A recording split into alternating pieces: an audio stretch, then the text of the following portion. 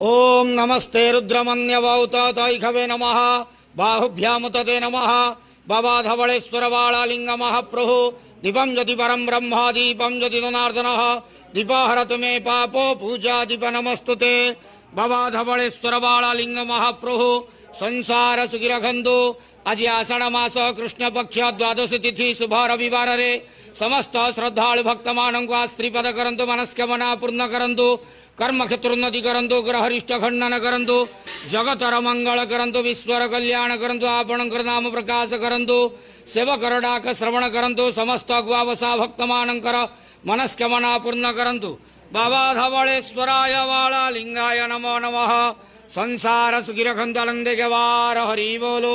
आज आषाढ़ मास कृष्ण पक्ष द्वादश तिथि शुभ रविवार रे समस्त श्रद्धालु भक्त मानक श्रीपद करंतु आनंदे के वार हरि बोलो।